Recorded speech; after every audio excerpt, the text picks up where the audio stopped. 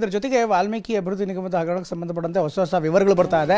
ಇಡಿ ಕಚೇರಿಯಲ್ಲಿ ನಾಗೇಂದ್ರ ತೀವ್ರ ವಿಚಾರಣೆ ಮಾಡಲಾಗ್ತದೆ. ವಾಲ್ಮೀಕಿ ಅಭಿವೃದ್ಧಿ ನಿಗಮದ ಹಗರಣದ ಅಪ್ಡೇಟ್ಸ್ಗಳು ಬರ್ತಾ ಇದೆ. ಇಡಿ ಕಚೇರಿಯಲ್ಲಿ ನಾಗೇಂದ್ರ ತೀವ್ರ ವಿಚಾರಣೆ ಮಾಡಲಾಗ್ತದೆ. ಬೆಂಗಳೂರಿನ ಶಾಂತಿ ನಗರದಲ್ಲಿರುವಂಥ ಇಡಿ ಕಚೇರಿ ಹೆಚ್ಚಿನ ವಿಚಾರಣೆ ಹಿನ್ನೆಲೆ ವಶಕ್ಕೆ ಪಡೆದಿರುವಂಥ ಇಡಿ ಬ್ಯಾಟ್ ಹಗರಣದ ಬಗ್ಗೆ ಮಾಜಿ ಸಚಿವ ನಾಗೇಂದ್ರ ಅವರನ್ನ ವಿವರವಾಗಿ ವಿಚಾರಣೆಯನ್ನು ಮಾಡಲಾಗ್ತಾ ಇದೆ.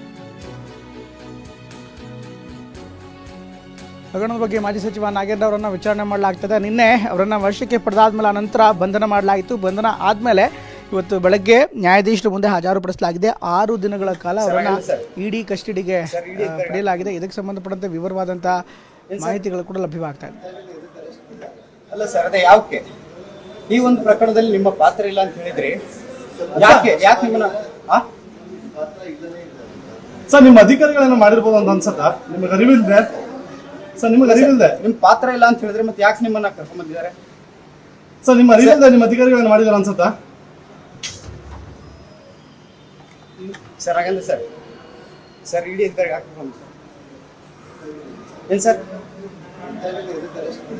ಅಲ್ಲ ಸರ್, ಅದೇ ಯಾಕೆ ಈ ಒಂದು ಪ್ರಕರಣದಲ್ಲಿ ನಿಮ್ಮ ಪಾತ್ರ ಇಲ್ಲ ಅಂತ ಹೇಳಿದ್ರಿ? ಯಾಕೆ ನಿಮ್ಮನ್ನ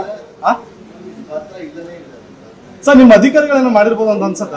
ನಿಮಗೆ ಅರಿವಿಲ್ದೆ ಸರ್? ನಿಮಗೆ ಅರಿವಿಲ್ದೆ ನಿಮ್ ಪಾತ್ರ ಇಲ್ಲ ಅಂತ ಹೇಳಿದ್ರೆ ಮತ್ತೆ ಯಾಕೆ ನಿಮ್ಮನ್ನ ಕರ್ಕೊಂಡ್ ಬಂದಿದ್ದಾರೆ ಸರ್? ನಿಮ್ಮ ಅರಿವಿಲ್ದೆ ನಿಮ್ಮ ಅಧಿಕಾರಿಗಳನ್ನ ಮಾಡಿದಾರ ಅನ್ಸತ್ತ?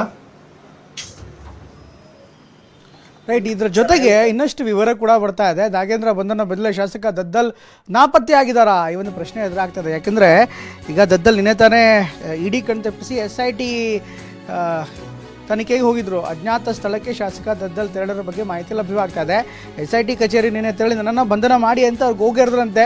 ಇಡಿ ಅಧಿಕಾರಿಗಳು ಬಂಧನ ಮಾಡೋ ಬದಲಾಗಿ ನೀವೇ ನಮ್ಮನ್ನು ಅರೆಸ್ಟ್ ಮಾಡಿಬಿಡಿ ಅಂತ ಮನವಿ ಮಾಡಿದ್ರಂತೆ. ವಿಚಾರಣೆ ಬಳಿಕ ನಿವಾಸಕ್ಕೆ ವಾಪಸ್ಸಾದಂಥ ದದ್ದಲ್ ಇನ್ಫ್ಯಾಕ್ಟ್ ವಾಪಸ್ ಆಗದ ದದ್ದಲ್ ಈಗ ಯಲಹಂಕದ ಕೋಗಿಲು ಬಳಿ ಇರುವಂಥ ದದ್ದಲ್ ವಿಲಾ ಖಾಲಿ ಇದೆ. ಇನ್ಫ್ಯಾಕ್ಟ್ ವಿಲಾದಲ್ಲಿರುವಂಥ ಇಬ್ಬರು ಮನೆ ಕೆಲಸದವರು ಮಾತ್ರ.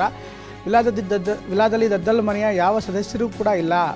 ಇನ್ಫ್ಯಾಕ್ಟ್ ಕುಟುಂಬ ಸಮೇತ ತೆರಳಿರೋದಾಗಿ ಸಿಬ್ಬಂದಿ ಮಾಹಿತಿ ಕೊಡ್ತಾ ಇದ್ದಾರೆ. ಯಾವಾಗ ಬರ್ತಾರೆ, ಏನು ಹೇಳ್ತಾರೆ ಅದರಲ್ಲೂ ಕೂಡ ಮಾಹಿತಿ ಲಭ್ಯವಾಗ್ತಾರೆ. ಹೀಗಾಗಿ ಈ ಪ್ರಕರಣ ಬಂದಮೇಲೆ ಇಡಿಗೆ ತನಿಖೆ ಆಗ್ತಾ ಇದ್ದಂತಾನೆ ಈಗ ಶಾಸಕ ದದ್ದಲ್ ಕೂಡ ಇಡಿ ಕುಣಿಕೆಗೆ ಸಿಕ್ಕಾಕೊಳ್ತಾ ಇದ್ದಾರೆ. ಈ ಒಂದು ಕಾರಣಕ್ಕೋಸ್ಕರ ಅವರು ಕೂಡ ಮುಂಜಾಗ್ರತಾ ಕ್ರಮಗಳನ್ನು ಸಹಜವಾಗಿ ಕೈಗೊಂಡಿರ್ತಾರೆ. ಕಾನೂನಾತ್ಮಕ ಹೋರಾಟ ಮಾಡ್ತಾರೋ ಅಥವಾ ಇಡಿಗೆ ಶರಣಾಗ್ತಾರೋ, ಇಡಿ ಅವರನ್ನು ಬಂಧಿಸುತ್ತೋ ಮುಂದೆ ಗೊತ್ತಾಗುತ್ತೆ.